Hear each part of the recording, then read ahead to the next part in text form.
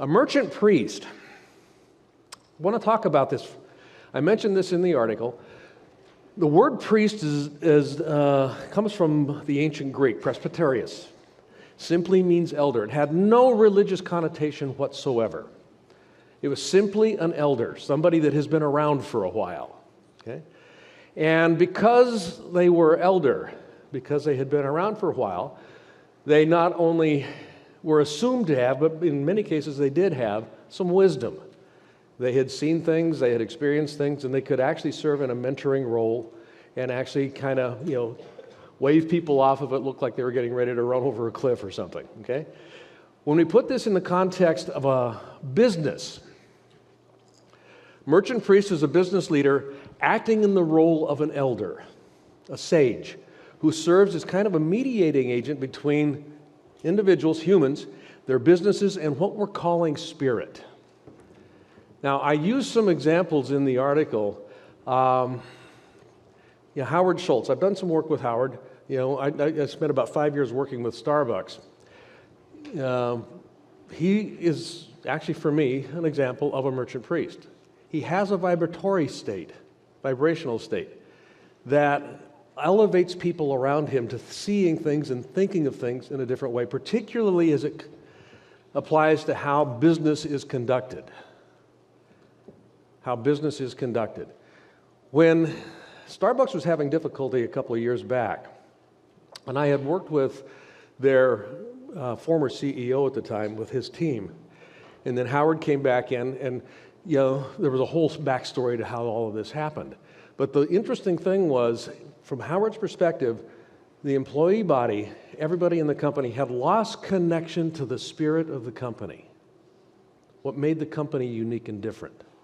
And he literally closed every store in the country, in the U.S. He closed every store in the country and had everybody come together and focus on what are the values that make us different. It cost him over $10 million to do this, just in hard costs, not to account for lost revenue cost.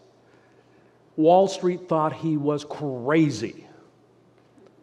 He didn't give a damn, because we needed to reconnect who we are to the spirit that makes us who we are. That's what a merchant priest does, making sure that we keep connected.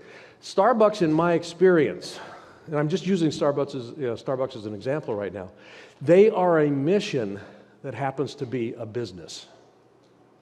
Now I want to just kind of think about that for a moment. They are a mission with a business. They're not a business with a mission. They are a mission with a business. That is a very interesting distinction to pay some attention to. PGI, Procter Gallagher, is a mission with a vision, or a mission with a business.